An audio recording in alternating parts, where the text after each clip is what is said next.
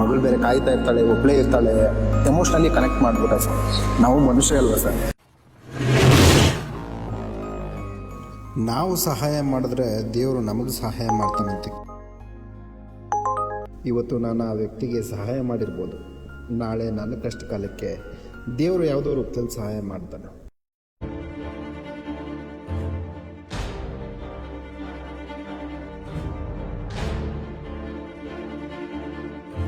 Sir ಎಷ್ಟಾಯ್ತು sir? Sir 250 ರೂಪಾಯಿ sir. ಹೇಯ್, ಇದನ್ನ ಯಾರಾದ್ರೂ ಕ್ಲೀನ್ ಮಾಡ್ರ ಸ್ವಲ್ಪ.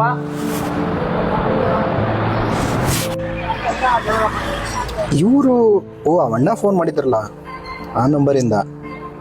ಹಲೋ ಹಲೋ, ಯಾರು ಫೋನ್ ಮಾಡಿದ್ರಲ್ಲ? ನಿಮ್ಮ ಹುಡುಗ ಫೋನ್ ಮಾಡಿದ್ದ. ನಮ್ಮ ಹುಡುಗನ? ಯಾರು ಸರ್? ಅದೇ ನಿಮ್ಮ ಹುಡುಗ ರಮೇಶ್ ಅಂತ ಹೇಳಿ, ಪಡುಬಿದ್ರಿ, ಮಂಗಳೂರು ಅವನು. ಓ ಅವನಾ? ನೀವೇನಾದ್ರು ದುಡ್ಡು ಏನಾದ್ರು ಕೊಟ್ಟಿದ್ರ ಅವನಿಗೆ? ಹೌದು ಸರ್. ಪಾಪ ಅವ್ರ ಕತೆ ಕೇಳಿ ತುಂಬಾ ಬೇಜಾರಾಗೋಯ್ತು ಸರ್. ಅದಕ್ಕೆ ಒಂದು 500 ರೂಪಾಯಿ ಕೊಟ್ಟು ಊರು ಹೋಗಪ್ಪ ಅಂತ ಹೇಳಿ ಕೊಟ್ಟೆ. ರೀ, ನೀವ್ ಯಾಕ್ರಿ ದುಡ್ಡು ಕೊಡಕ್ ಹೋದ್ರೆ ಅವನಿಗೆ? ಇದೇ ಕೆಲಸ ಆಗೋಯ್ತು ಒಂದು. ಅಂದ್ರೆ ನನ್ಗೆ ಅರ್ಥ ಆಗ್ತಾ ಇಲ್ಲ ಸರ್. ಮೊದ್ಲು ನಮ್ಮ ಹೋಟ್ಲಲ್ಲೇ ಕೆಲಸ ಮಾಡ್ತಿದ್ದ. ಕೆಲಸ ಮಾಡೋ ಆಸಕ್ತಿನೇ ಇಲ್ಲ ಅವನಿಗೆ. ಯಾರೋ ನಿಮ್ಮಂತವ್ರು ಸಿಗ್ತೀರಿ, ಅಷ್ಟೋ ಇಷ್ಟೋ ಇಸ್ಕೊಂತಾನ, ಬಾರ್ಗೆ ಹೋಗ್ಬಿಟ್ಟು ಚೆನ್ನಾಗಿ ಕುಡ್ದು ಎಲ್ಲಿ ಬೇಕಲ್ಲಿ ಬೀಳ್ತಾನೆ. ಅಂತವ್ನಿಗೆ ಹೋಗಿ ನೀವು ದುಡ್ಡು ಕೊಟ್ರಿ. ಅವನು ನಿಮ್ಗೆ ಬೇರೆ ಕಾಲ್ ಮಾಡಿದ್ದ, ಅದ್ರಲ್ಲಿ ಬೇರೆ ಕಣ್ಣೀರು ಹಾಕ್ತಾ ಇದ್ದ ಸರ್. ಅದ್ರಲ್ಲೂ ಅವ್ನ ಹೆಂಡತಿ ಓಡೋಗಿದ್ದಾಳೆ ಅನ್ನೋ ಮಾತು ಕೇಳಿ ನಂಗೆ ಇನ್ನೂ ಬೇಜಾರಾಗೋಯ್ತು ಸರ್. ಮಗಳು ಬೇರೆ ಕಾಯ್ತಾ ಇರ್ತಾಳೆ, ಒಬ್ಬಳೇ ಇರ್ತಾಳೆ, ಎಮೋಷ್ನಲಿ ಕನೆಕ್ಟ್ ಮಾಡ್ಬಿಟ್ಟ ಸರ್. ನಾವು ಮನುಷ್ಯ ಅಲ್ವಾ ಸರ್? ಅದಕ್ಕೆ ಮನಸ್ಸು ಆಗೋಯ್ತು. ಬಡ್ಡಿ ಮಗ ತುಂಬಾ ಜನಕ್ಕೆ ಹಿಂಗೆ ಮಾಡ್ಸಿದನ್ರಿ ಅವನು. ನನಗೂ 1-2 ಸರಿ ಊಟಕ್ಕೆ ಕಾಸಿಲ್ಲ ಅಂತ ಫೋನ್ ಮಾಡಿದ್ದ, ನಾನು ಹಾಕ್ದೆ. ಪದೇ ಪದೇ ಫೋನ್ ಮಾಡಿದ್ರೆ ನಾನು ಎಲ್ಲಿಂದ ಹಾಕ್ಲಿ ಹೇಳಿ? ಅದಕ್ಕೆ ರೀ, ಅನ್ನೊಂದು ನಂಬರ್ ಬಂದ್ರೆ ಫೋನೇ ತೆಗಿಯಲ್ಲ ನಾನು. ನಿಮ್ಗಷ್ಟೇ ಅಲ್ರಿ, ಪೊಲೀಸ್ಗೂ ಯಾವರ್ಸಿದಾನ ಅವನು.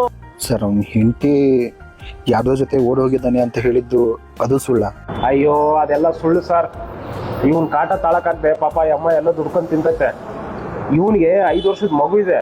5 ವರ್ಷದ ಮಗಳು ಇದ್ರು ಒಂದೇ ಒಂದು ಬಟ್ಟೆ ಕೊಡ್ಸೋ ಯೋಗ್ಯತೆ ಇಲ್ಲ ಅವನಿಗೆ. ಊರಲ್ಲಿ ದುಡಿಯಂತ ಇಲ್ಲಿ ಕಳ್ಸಿದ್ರೆ ಅವ್ನು ಇಂಥ ಕೆಲಸ ಮಾಡ್ಕೊಂಡು ತಿರ್ಗಾಡ್ತಾನೆ ನೋಡಿ ಸರ್. ಸರಿ ಸರ್, ಆಯ್ತು, ನಂಗೂ ಸ್ವಲ್ಪ ಕೆಲಸ ಇದೆ, ಆಮೇಲೆ ಮಾಡೋಣ. Okay sir.